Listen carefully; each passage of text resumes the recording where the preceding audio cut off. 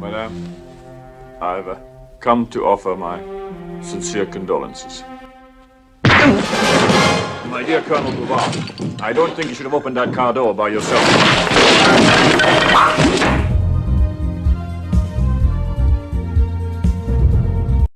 Hello there, this is Stormdog, film connoisseur as contrasted with a film consumer, and amateur historian. My work has been published on LinkedIn, and today I'd like to take a look at a Bond movie, specifically Thunderball from 1965. We've mentioned Bond movies on the channel, but we've never done an in-depth look. Of all the places I could start, the fourth film, this is random, but still a good one. The movie does have the expected gun barrel sequence in the opening. In Thunderball, this sequence is notable for being the first to use a color widescreen format. As the earlier Bond films preceding this, Dr. No, From Russia with Love, and Goldfinger, had the sequence in black and white, or a narrower aspect ratio. The gun barrel in Thunderball was performed by stuntman Bob Simmons, who stood in for Connery in this sequence across the earlier Bond films, with Connery's face only later integrated into the visuals, starting with You Only Live Twice a couple years after this. As far as the plot, James Bond attends the funeral of Colonel Jacques Bouvier, a Spectre operative in France, where he uncovers that Bouvier has faked his death. Really fun punch-up follows, kicking the movie off. After a brief confrontation, Bond kills him and escapes via jetpack. A very groundbreaking sequence in action cinema. We do also quickly get to see the classic Bond vehicle full of gadgets. Back in London, MI6 learns of Spectre's Plan Omega, and the terrorist organization is led, of course, by the shadowy Ernst Stavro Blofeld, or their number one, and he has tasked Emilio Largo, number two, played by Adolfo Celli, with stealing 2 NATO nuclear warheads at a really cool bad guy board meeting with all the henchmen punishing one needs. The scheme begins when Spectre agent Angelo Palazzi, surgically altered to impersonate a pilot, Francois Derval, hijacks a Vulcan bomber during the NATO training flight, kills the crew, and lands the plane in the Bahamas. Not just lands it, submerges it. The design of the plane does have some artistic liberties taken. The Avro Vulcan was a British strategic bomber developed in the 50s for the Royal Air Force as part of their bomber force, and was designed to deliver nuclear warheads during the Cold War. The plane is still there on location, although it is a bit degraded by now. Spectre goes ahead and demands £100 million in diamonds from NATO powers, threatening to detonate the warheads in a major city. M signs Bond and other 00 agents to track down the weapons. Bond is sent to Nassau, suspecting a link to Derval's sister, Domino, played by Claudine Auger, who is Largo's mistress. The photography here of Nassau is absolutely stunning. Posing as a wealthy playboy, not hard to imagine, Bond arrives at a health clinic where he encounters Largo and uncovers clues about the hijacking, as well as almost dying from a chiropractic machine. Despite being near death, he still has energy for loving. With help from CIA agent Felix Leiter, in this film, played by Rick Van Nutter, he looks really good in the role, and another local ally, Pinder, played by Earl Cameron, Bond investigates Largo's yacht, the Disco Volante, and his coastal estate Palmyra. Bond romances Domino while probing Largo's operations, no pun intended, discovering the warheads are hidden underwater. The underwater sequences are beautiful and exquisite throughout the film. He allies with Domino after revealing Largo killed her brother, turning her against her former lover. Meanwhile, Spectre's plan advances, with Largo preparing to collect the ransom and deploy the bombs. Bond's investigation leads to underwater reconnaissance, where he's joined by US Navy forces. A tense cat-and-mouse game unfolds, with Bond evading traps like shark-infested pools and Largo's henchmen, including the femme fatale Viana Volpe, played by Luciana Paluzzi. The climax features a massive underwater battle between Largo's divers and US frogmen as Bond fights to secure the warheads. The deaths here are really good. That backpack device they've got on is really neat. On the ship, the Disco Volante, Bond confronts Largo in a desperate bid to stop the detonation. And the mission resolves with high-speed action, explosions, Bond's trademark ingenuity, and the bad guys as well as the nuclear threat being neutralized. The film closes with Bond and Domino escaping with, of all things, an Arclight rescue. Early on, Bond basically wanders into the plot accidentally, happening to be in the right place at the right time. There are great car chase sequences throughout. I appreciate that Bond is smart and capable, he's easy to root for, such as the sequence with the audio recording. The villain has a shark pool, and it's done in a cool way, not a cheesy way. The gadgets are realistic for their day, something the Bond franchise tried to do, at least until the late 90s. Q, played by Desmond Llewellyn here, did more Bond movies than any other actor. The raid at the end is excellent action movie stuff, and there's a really good sequence where they hunt Bond through the parade, and as well the boat battle at the end is really good as well.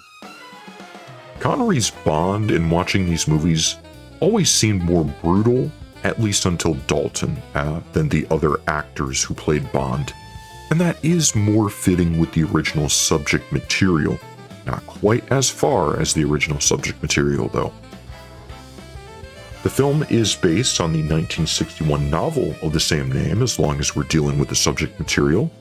And while the film retains the novel's core plot, core premise, Spectre steals nuclear warheads, global blackmail, it makes significant changes to streamline the plot, enhance the big cinematic spectacle, and adapt to the big-budget, action-oriented style of the Bond film series. The book is a little more cerebral. The book has Blofeld as the main central villain, but the film uses Largo as the main villain. As far as cast, you probably don't need an overview of Sean Connery. The good Bond girl, Domino, was played by Claudine Auger. As the first French actress to play a major Bond girl, she brought elegance, vulnerability, and strength to the role and cemented her place in the 007 franchise history. She was the first non-British actress to play a major Bond girl, paving the way for other diverse casting in the series. Her career spanned over 50 films, mostly in Europe, with a focus on French, Italian, and Spanish productions across many genres. She was born in Paris, France, and she grew up in a middle-class family. Her father was an architect, and she was educated at the prestigious Conservatoire de Paris, where she studied drama, fostering her poised and expressive screen presence.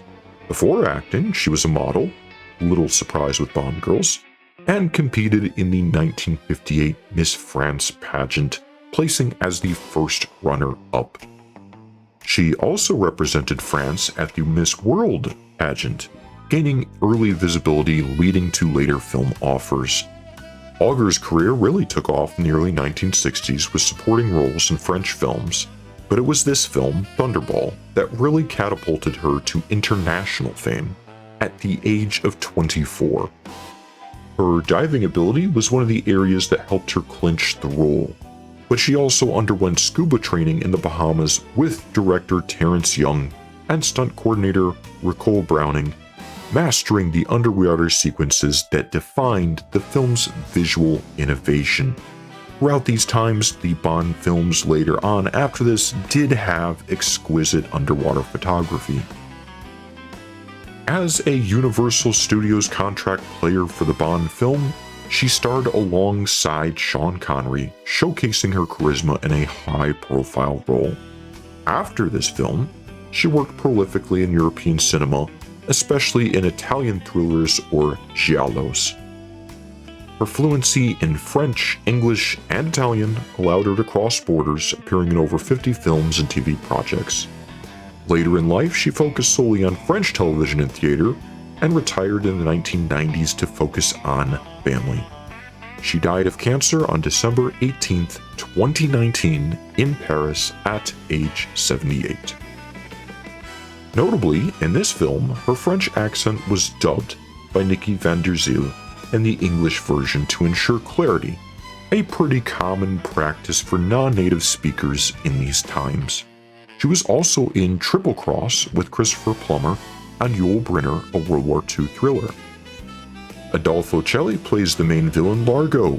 This seems to be his best-known role, especially internationally. Celli, a smoker, struggled with the underwater sequences, requiring stunt doubles to do those scenes. His eye patch, not in Ian Fleming's novel, was added to enhance Largo's villainous aura, inspired by classic pirate imagery. He was also in That Man from Rio with Jean-Paul Belmondo in an earlier villain role.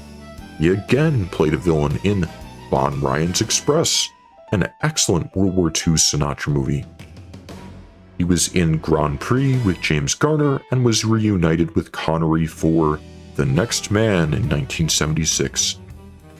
He was fluent in Italian, Portuguese, English, and French, and he worked across continents, making him a natural fit for international productions. Once again, his Sicilian accent, dubbed in the Bond film here by Robert Rietti, did as well add authenticity to his normal European roles. Largo here, the villain, is often ranked among top Bond villains for his understated menace, contrasting with other flashier foes like Goldfinger. He inspired later one-eyed villains, and his Disco Volante yacht became a pop culture icon. Celli died of a heart attack on February 19, 1986 in Siena, Italy, at age 63. Luciana Paluzzi played the bad Bond girl, the femme fatale, Fiona Volpe within this movie. With her sultry charm, fiery red hair, and commanding screen presence, Paluzzi epitomized the femme fatale archetype, making her one of the most memorable Bond villains. Her career spanned over 70 films and television roles, primarily in Europe, with a focus on thrillers, comedies, and adventure films. Born in Rome, Italy, Paluzzi grew up during World War II, which shaped her resilience and ambition. Her father's military background and her mother's support encouraged her early interest in the performing arts. As a teenager, she began modeling in Rome, leveraging her striking looks, red hair, green eyes, statuesque viscere, to gain attention from Italian film producers. Her beauty led to early screen roles in the 50s. She studied acting and languages, becoming fluent in Italian, English, and French, helping her with her international career. She initially auditioned for the role of Domino, which went to Claudine Auger. The producers, Albert R. Broccoli and Harry Saltzman, were impressed by her screen test and created the role of Fiona Volpe specifically for her, tailoring it to her seductive and dangerous persona. She embraced the role's physical demands, training for action scenes and mastering Fiona's confidence swagger. She later recalled enjoying her scenes with Connery, noting his professionalism and humor on set.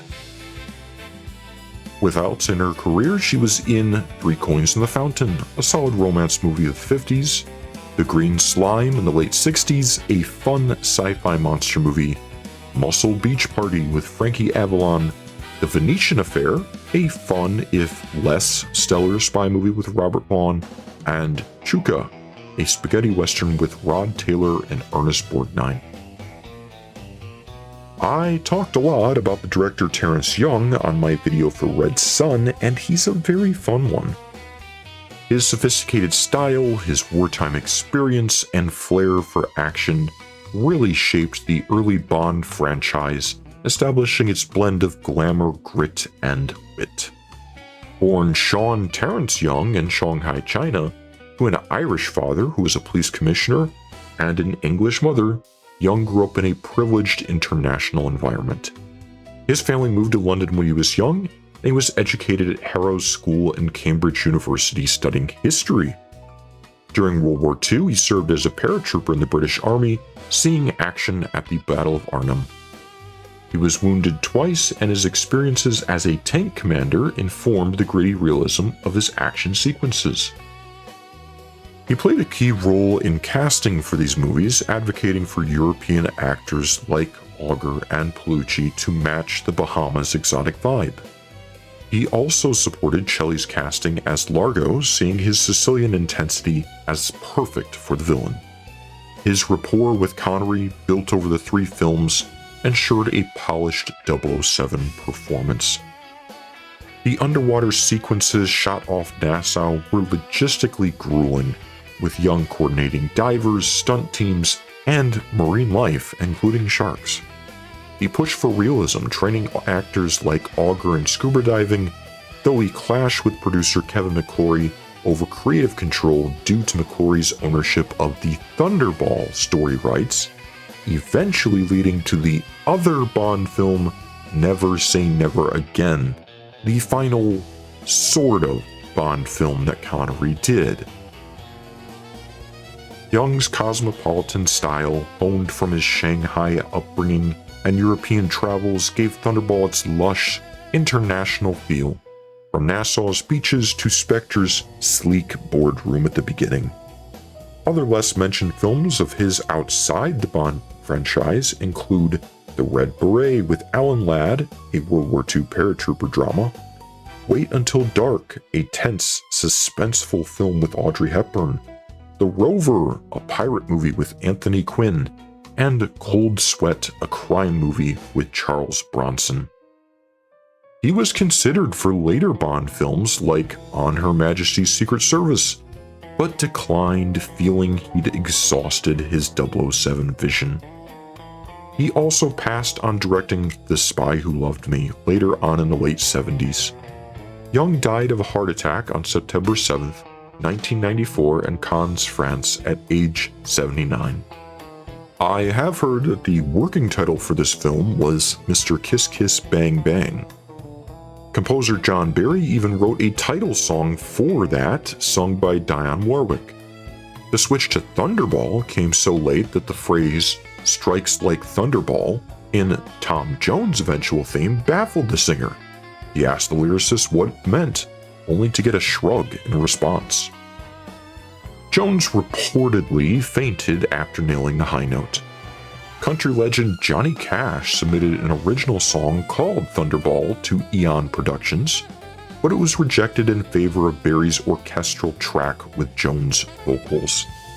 Cash's version, blending twangy guitar with spy flick menace, remains unreleased officially, but has surfaced in bootleg rumors over the years.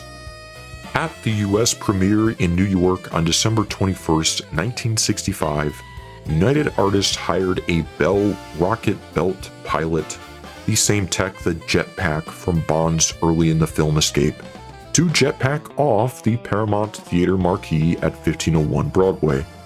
The stunt drew crowds, but led to arrest.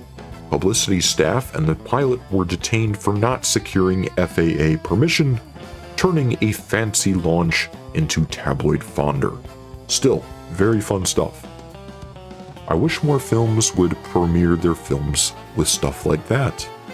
The grandson of auto magnate Henry Ford II, appears as an uncredited extra in a Nassau street scene. The Ford Motor Company loaned vehicles like a sky blue 1965 Mustang convertible, driven by the femme fatale Volpe, and a Thunderbird, tying into the film's product placement boom, with Thunderball featuring over a dozen cars, boats, and gadgets from various sponsors. Amid the G.I. Joe craze of the day, Thunderball spawned the first official James Bond doll, a 12-inch action figure with accessories like a spear gun. This kicked off massive merchandising, including a Milton Bradley board game, continuing the toy explosion from the film Goldfinger. In the film, Emilio Largo boasts about his Golden Grotto sharks as the most dangerous, most savage breed. In reality, no such species exists. The film's aquarium sharks were in fact nurse sharks, more or less harmless bottom feeders, amped up for menace. The real Golden Grotto Cave in the Bahamas was renamed Thunderball Grotto past filming, and is now a popular snorkel spot, as well as the wreckage of the plane, which is also a popular snorkeling spot. To prevent rivals from reusing the film's full-scale Avro Vulcan bomber prop, which was built for about $50,000, the crew dynamited it after shooting. The skeletal remains sank off Nassau, evolving into an artificial reef, still diveable today as the James Bond wreck site, teeming with coral and fish. In real life, Israel's 1976 Entebbe hostage rescue raid was codenamed Operation Thunderball, directly inspired by this film's high seas drama and nuclear stakes, a rare case of spy fiction influencing military ops. Thunderball was a financial juggernaut, ballooning the Bond series budget to then unprecedented levels, while delivering blockbuster returns. A massive leap from the first film Dr. No's $1 million, costs for this one ballooned due to underwater shoots, location work in the Bahamas, and gadgets like the jetpack. Some sources cited $5.6 to $6 million as the base for the film, but overruns pushed it to $9 million. The worldwide gross was $141.2 million, and this surpassed the combined earnings of the first 3 Bond films. It held the series record until Live and Let Die in '73. Adjusted for inflation, this is roughly $1.3 billion, second only to Skyfall. The film's success validated the big budget pivot, funding the franchise's escalation into spectacle-driven epics. It's a fun movie and still looks beautiful today. The film sometimes shows up on Tubi, but is also on Amazon Prime, at least at time of writing. Feel free to update that in the comments though. Share your thoughts on the film below. I hate asking, but a like or subscribing goes a long way to helping me with the algorithm. Leave requests for other films in the comments, and until next time, this has been Stormdog.